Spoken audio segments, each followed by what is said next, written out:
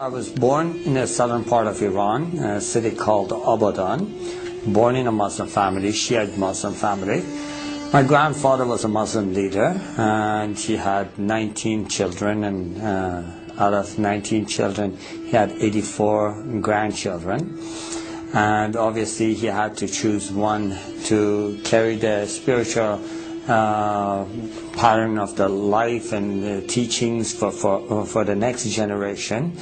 He asked, he had, obviously there had been some things that, some things had happened, some accidents that I should have been killed, but every single time before a danger was coming toward me, I saw the silhouette of a person that always was there, and I spoke of it openly to others.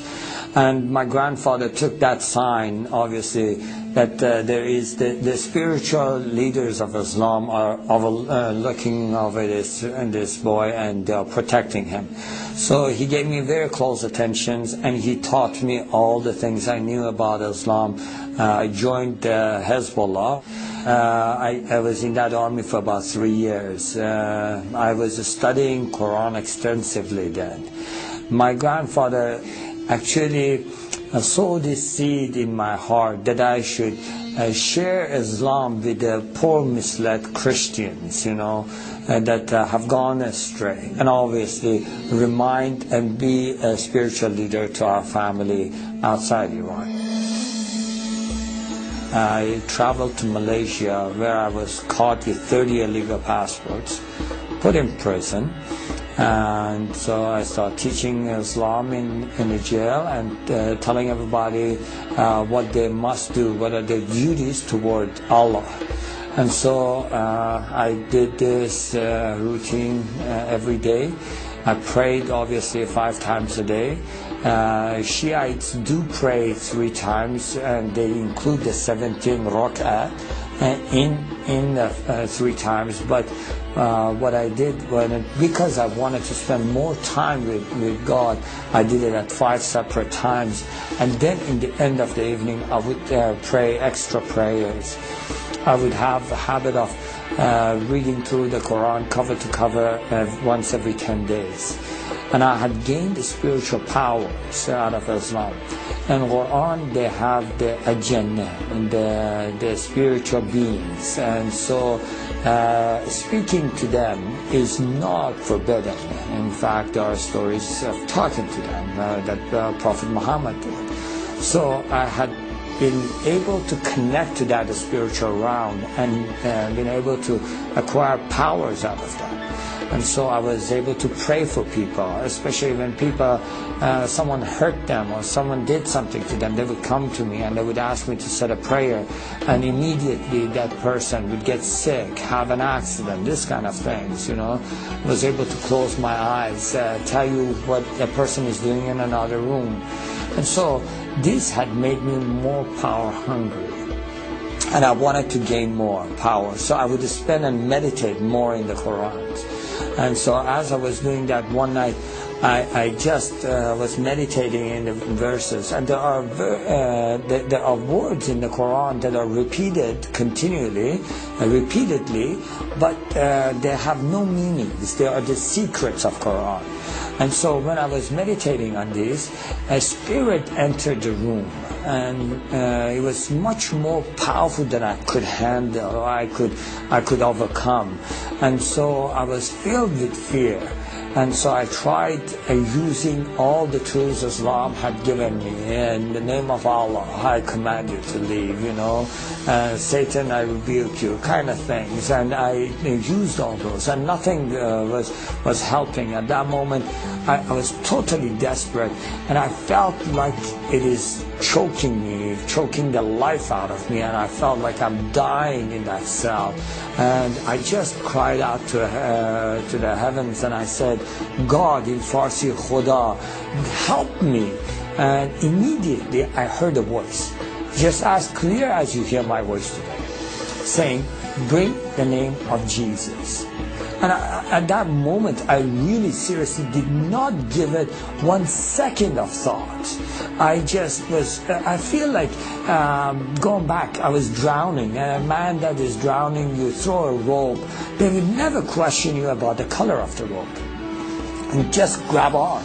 And so I did. I said, Jesus, if you are true, show me yourself.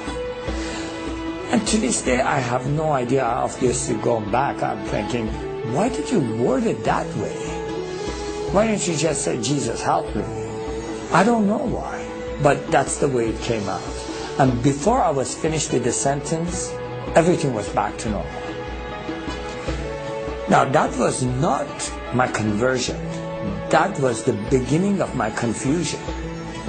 Why would Jesus help a Muslim? Now, I had done everything in my power to be a good Muslim. I had already tried to go and commit myself to, in the way of Allah and be a martyr for Him, walking on the mines. And so the government of Iran used to issue the people that are fadai, or the ones that are willing to give themselves, to sacrifice themselves, a special Quran that had the stamp of the government. I had participated in the executions by hanging. I had done everything that I thought I must do against the infidels, and anything and everything I must do to share Allah with others.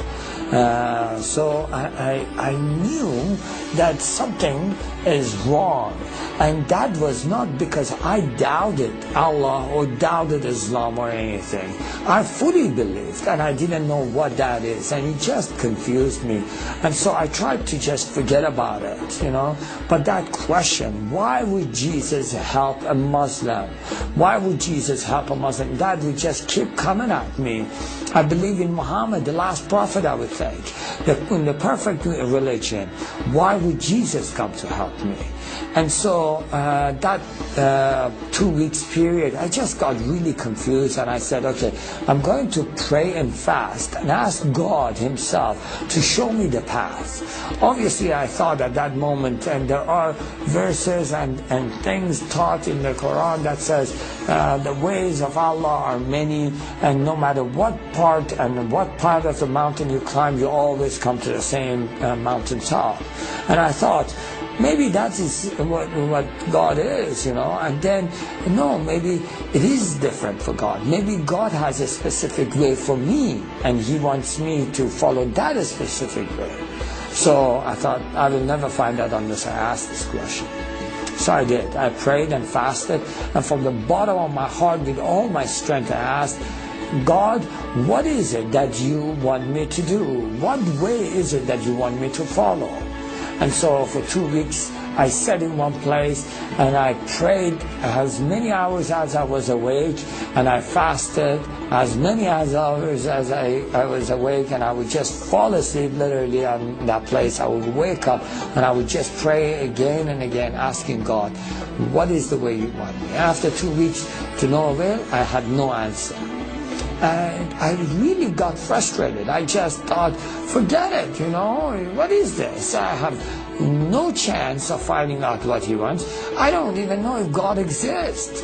And I have wasted all my life.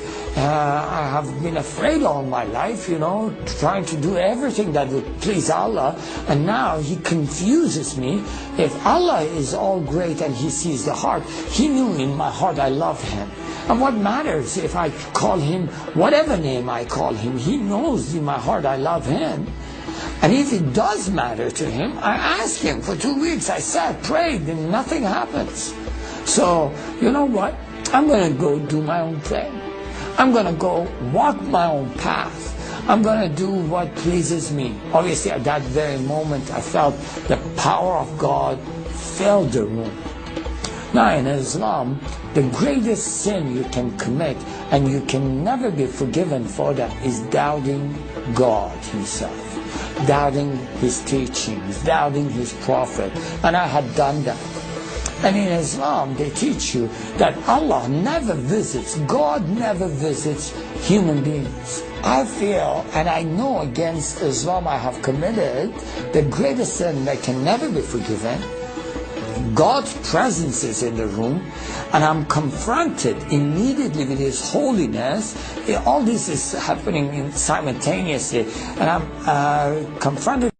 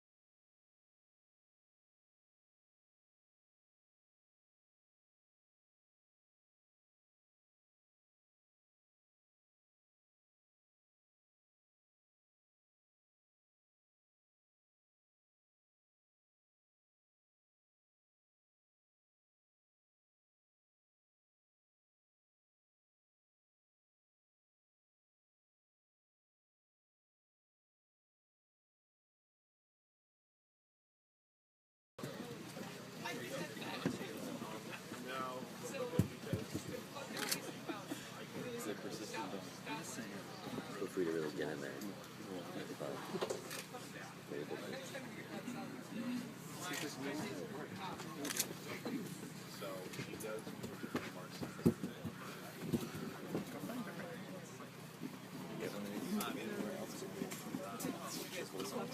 Are you allergic to shellfish?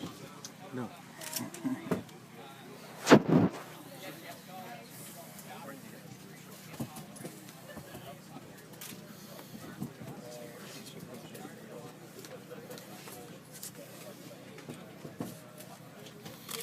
Ready?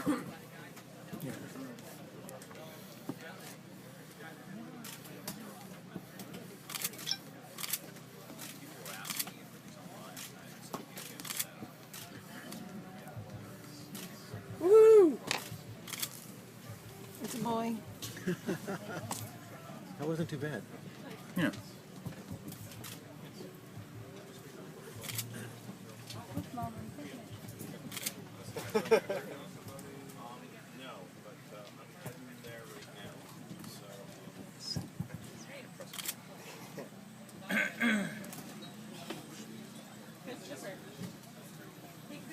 Okay. Okay.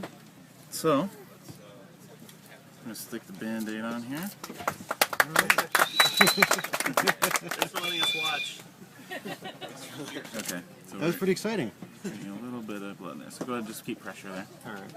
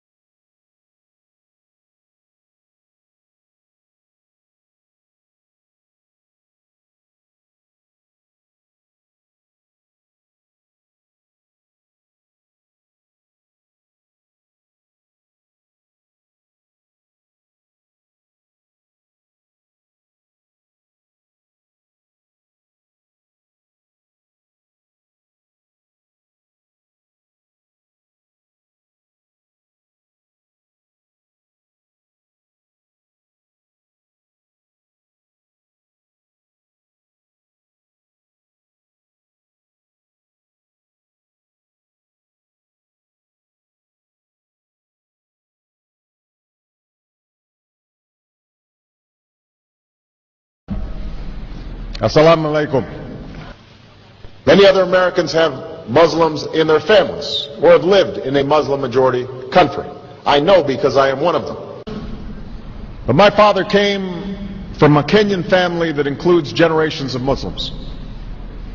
As a boy, I spent several years in Indonesia and heard the call of the azan at the break of dawn. I have known Islam on 3 continents before coming to the region where it was first revealed. That experience guides my conviction. You are absolutely right that John McCain has not talked about my Muslim faith.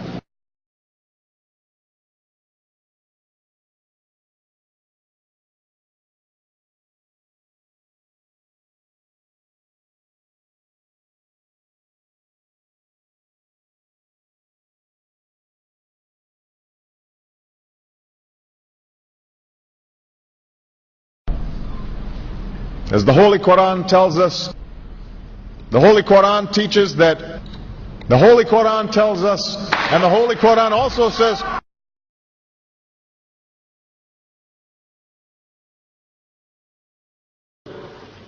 we will convey our deep appreciation for the Islamic faith, which has done so much over the centuries to shape the world. I would like to speak directly to the people and leaders of the Islamic Republic of Iran. Their great and celebrated culture. Over many centuries, your art, your music, literature, and innovation have made the world a better and more beautiful place. We know that you are a great civilization, and your accomplishments have earned the respect of the United States and the world. I also know civilization's debt to Islam. It was Islam at places like Uluzar that carried the light of learning through so many centuries, paving the way for Europe's Renaissance and Enlightenment. It was innovation in Muslim communities that developed the order of algebra, our magnetic compass and tools of navigation, our mastery of pens and printing, our understanding of how disease spreads and how it can be healed. Islamic culture has given us majestic arches and soaring spires, timeless poetry and cherished music, elegant calligraphy, and places of peaceful contemplation. They have fought in our wars, they have served in our government, they have stood for civil rights, they have started businesses, they have taught at our universities, they've excelled in our sports arenas, they've won Nobel Prizes, built our tallest building, and lit the Olympic torch. And when the first Muslim American was recently elected to Congress, he took the oath to defend our Constitution using the same Holy Quran. In ancient times and in our times, Muslim communities have been at the forefront of innovation and education.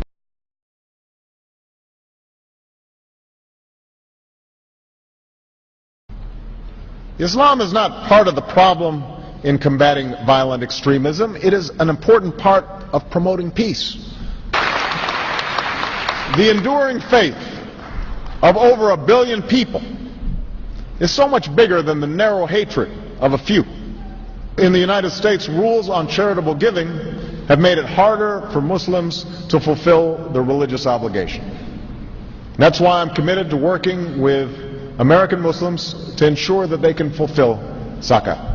It is important for Western countries to avoid impeding Muslim citizens from practicing religion as they see fit.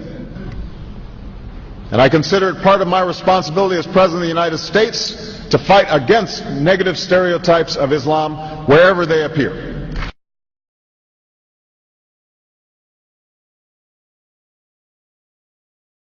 We are no longer a Christian nation. We do not consider ourselves a Christian nation. The United States has been enriched by Muslim Americans. Since our founding, American Muslims have enriched the United States. Islam has always been a part of America's story. There is a mosque in every state in our union, and over 1,200 mosques within our borders. You know, one of the points I want to make is that if you actually took the number of Muslims Americans, we'd be one of the largest Muslim countries in the world. Let there be no doubt, Islam is a part of America.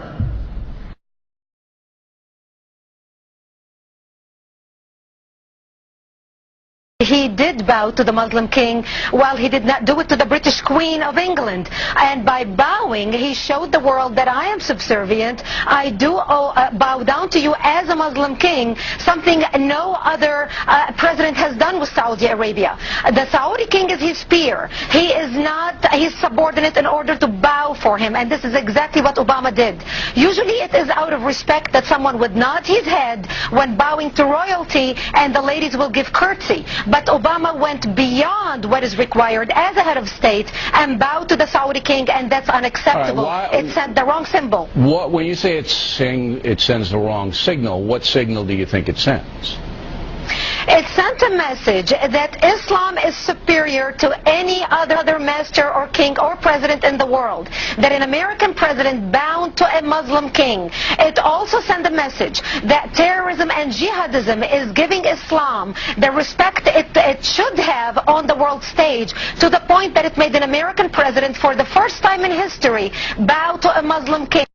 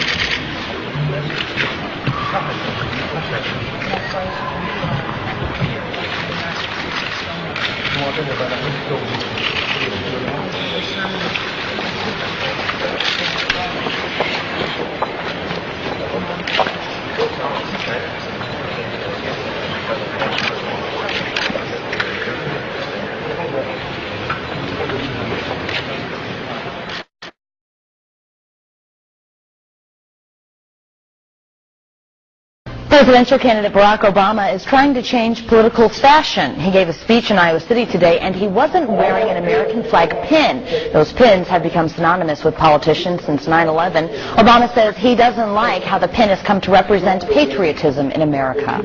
I won't wear that pin on my chest. It's a little weird, Alan, that in the middle of the campaign the guy takes off the American flag that most people wear because they're proud of their country. Let me speak as clearly and as plainly as I can. America is not and never will be at war with Islam.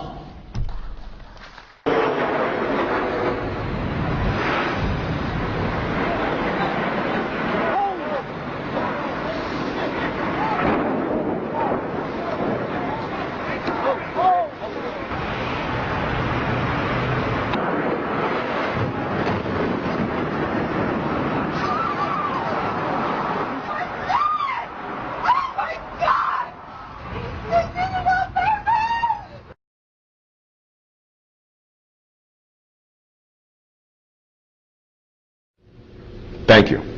And Eid Shoma Mubarak.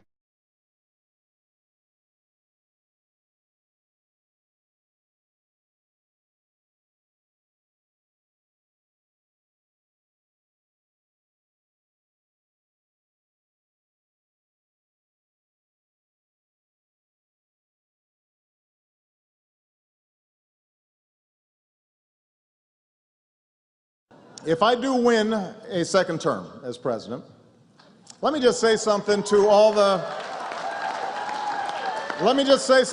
my conspiracy-oriented friends on the right who think I'm planning to unleash some secret agenda. You're absolutely right. So allow me to close with a quick preview of the secret agenda you can expect in a second Obama administration. In my first term, I sang Al Green. In my second term, I'm going with Young Jeezy. Michelle said, yeah. I sing that to her sometime.